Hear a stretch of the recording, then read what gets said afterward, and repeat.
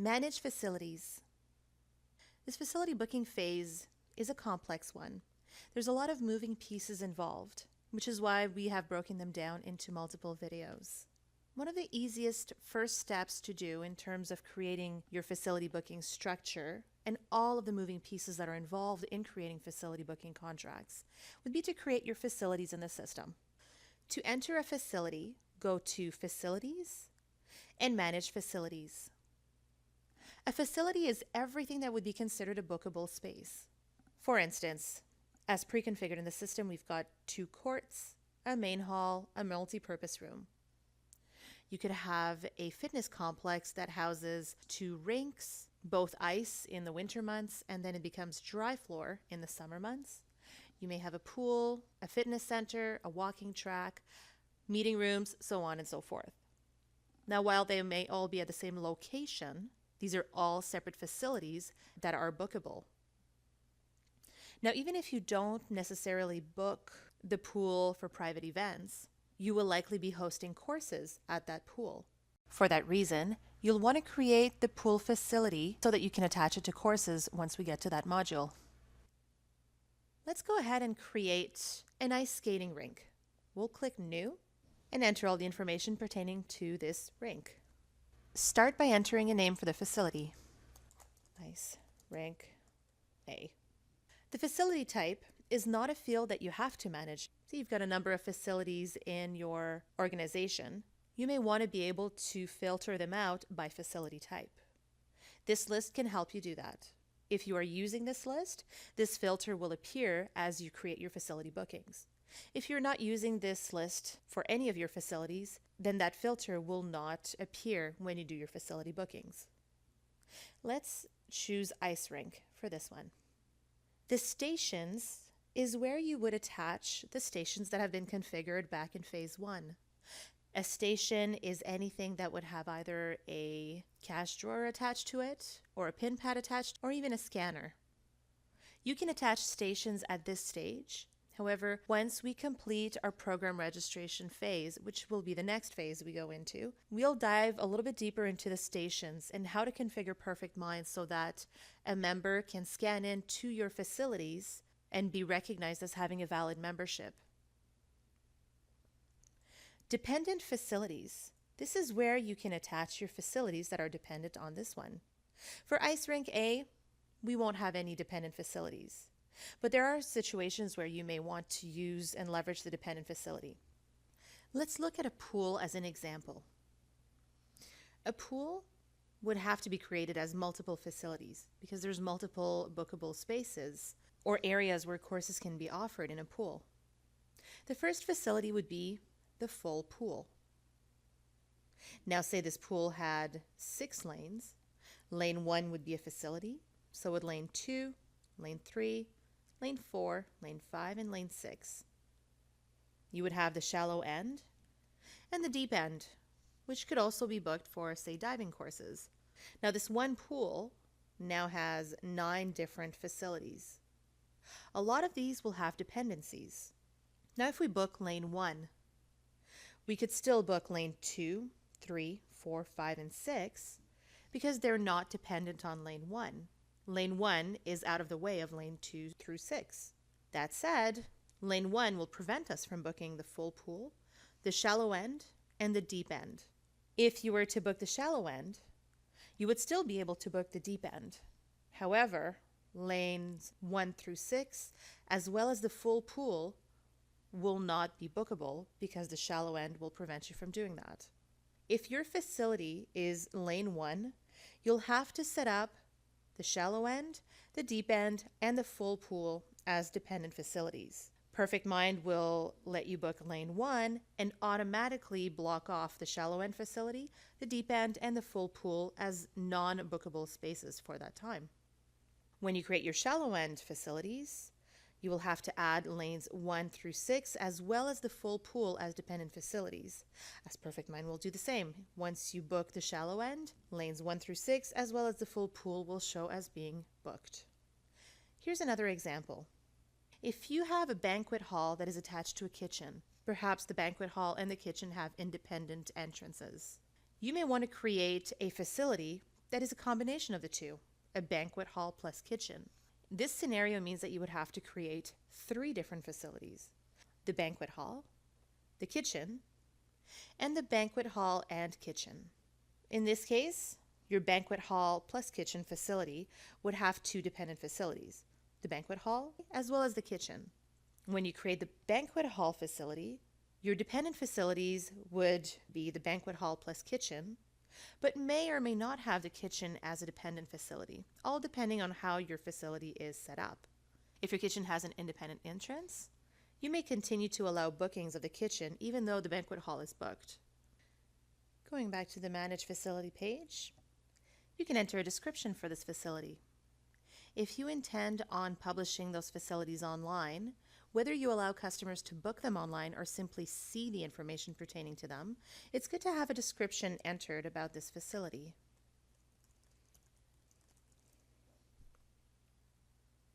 Amenities is where you can specify what comes with this facility when a customer does a booking. An amenity does not have a cost associated to it. This rink may include nets and pucks. Those may be amenities that you wish to add to this amenities list. If you create a multi-purpose room, perhaps a projector is included. You can enter a projector as an amenity. The amenity will provide you with additional filtering tools when you go to book a room, and the customer will also be able to use the amenities list to restrict the number of facilities that you have that offers the amenities that they need. To manage this list, you can click on the drop-down. You can either create amenities or select from one of the existing ones.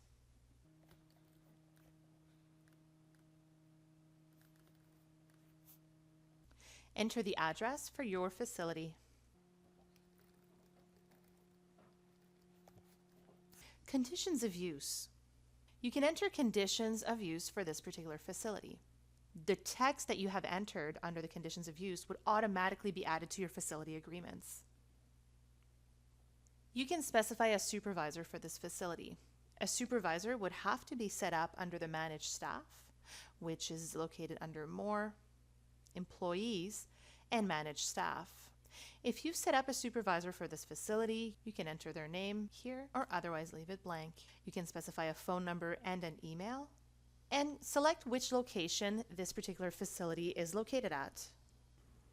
Fees and extras. Now we've looked at how to create fees, so now we're going to go and attach them to this facility.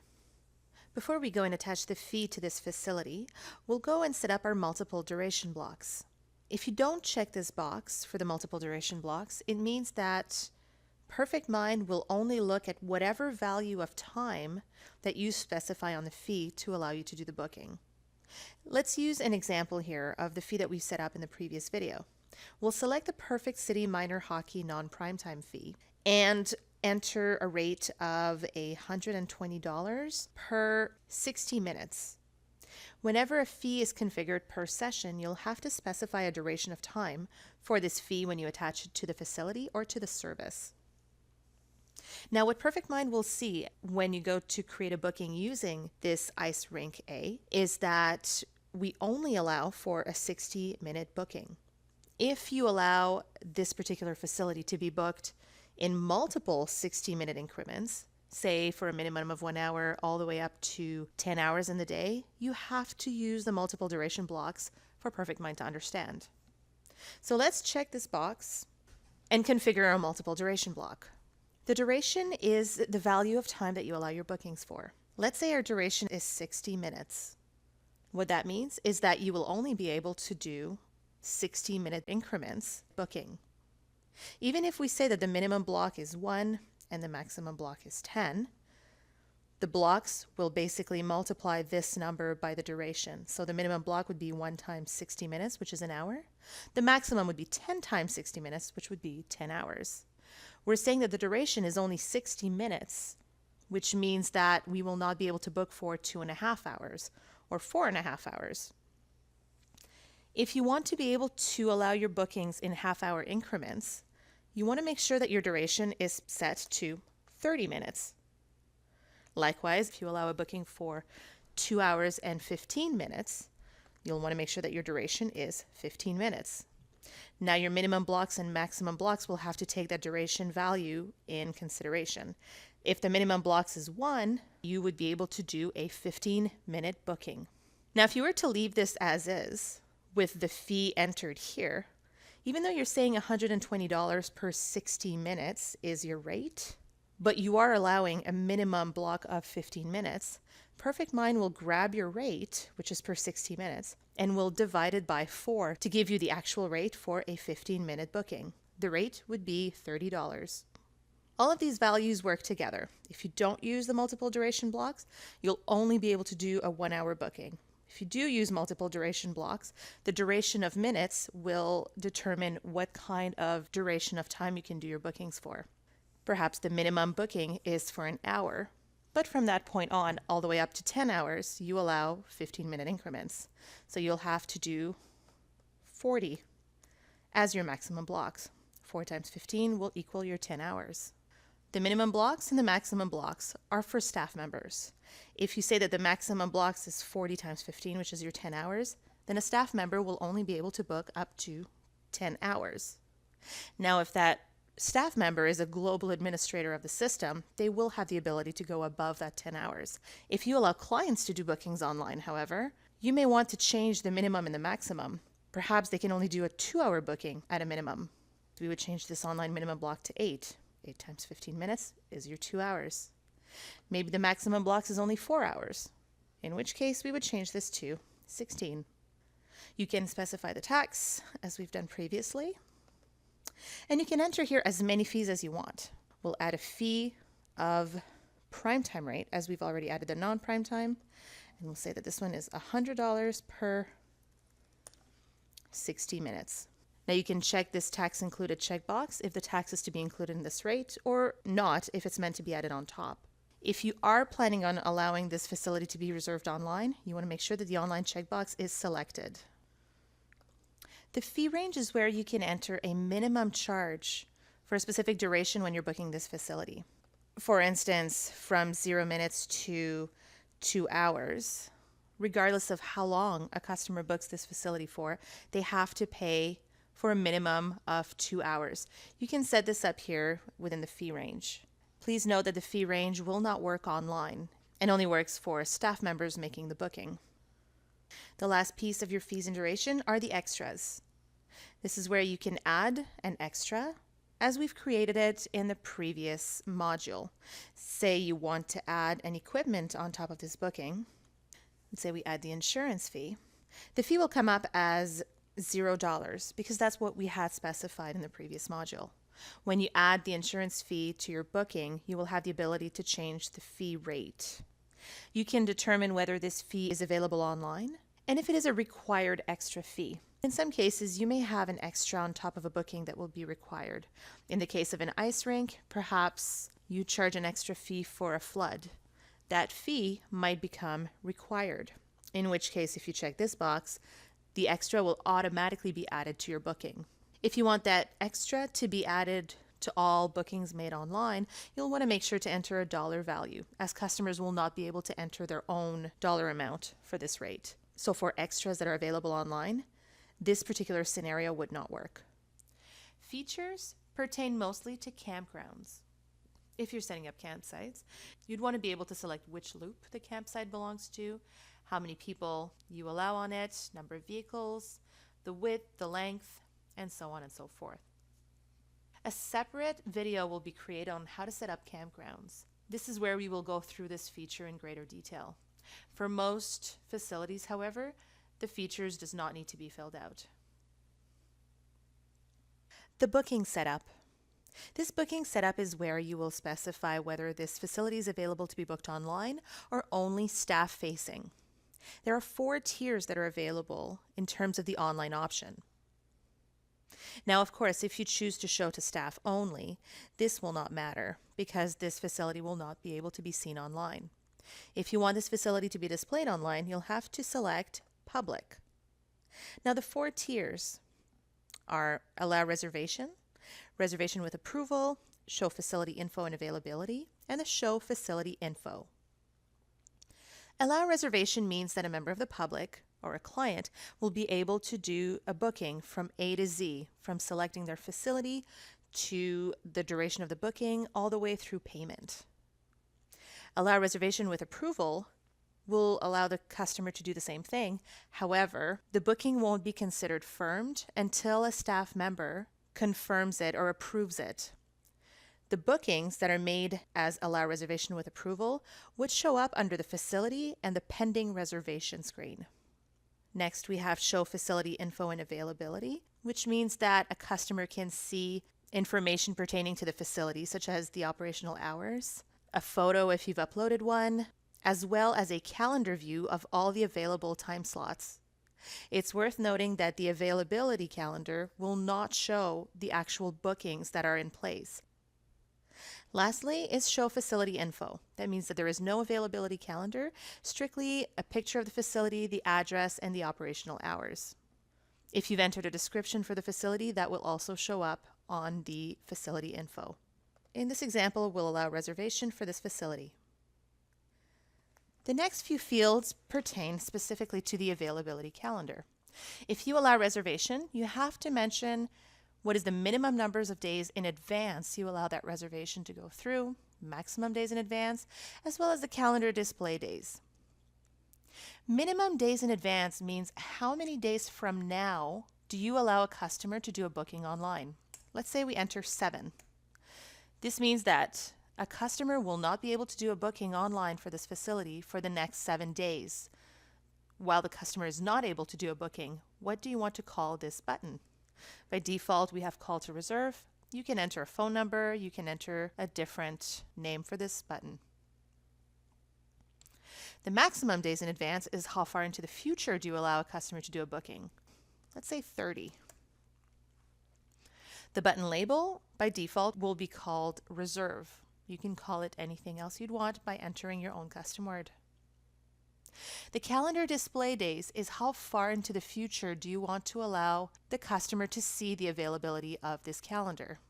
They won't be able to do a booking for the next 7 days, and they won't be able to do a booking past 30 days from now.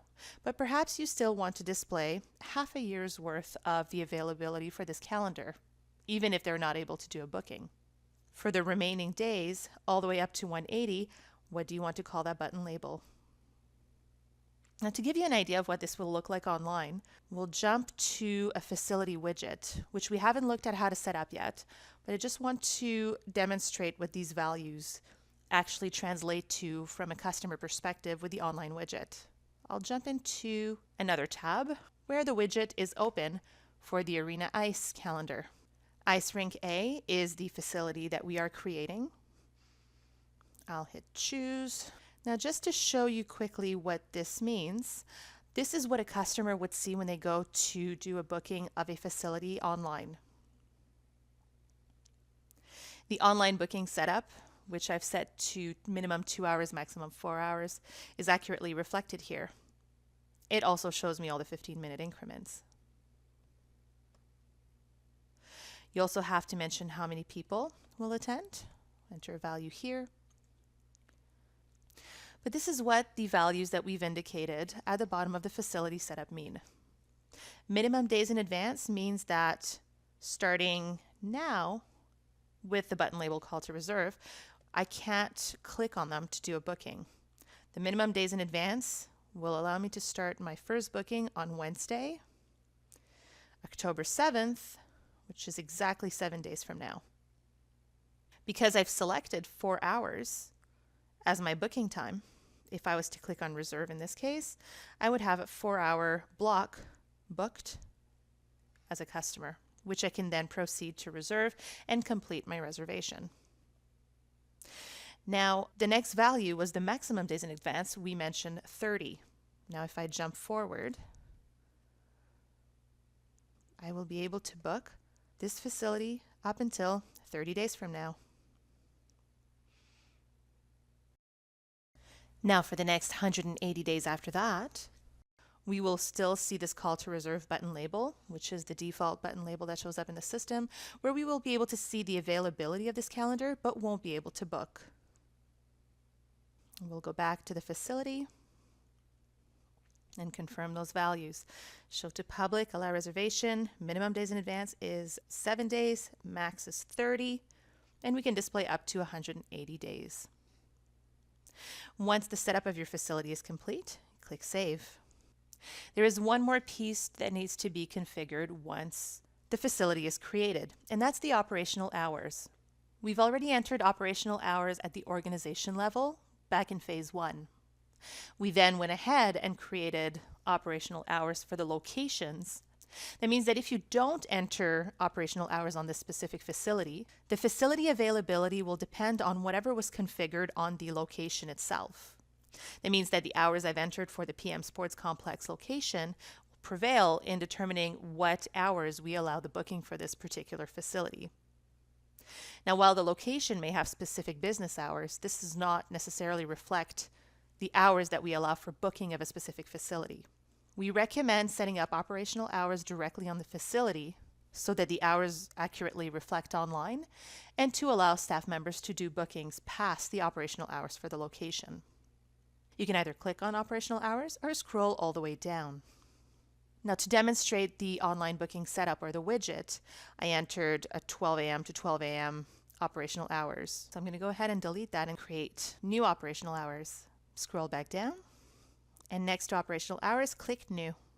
Say the PM Complex Sports Center that we have as a location has operational hours from 9 to 5, and the ice rink is located within that complex. We might be able to book the ice rink between 6 a.m. and 11 p.m. This is where we're going to specify this. We'll do a start date, let's say today. Click here and select 6 a.m. as my start time. And as my end time, we'll go all the way up to 11 p.m. Now again, as a starting point, it's easier to copy this to all and change perhaps Saturday and Sunday, as they may have different operational hours.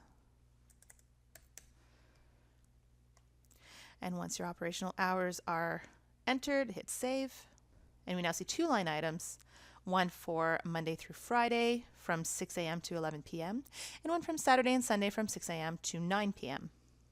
Now quickly jumping back to my widget, we can see that my ice rink A is displaying the description that we've entered for this particular facility, allows the right online minimum and maximum duration blocks, shows the right availability as we've configured on the facility, and is displaying the facility hours as we've just entered.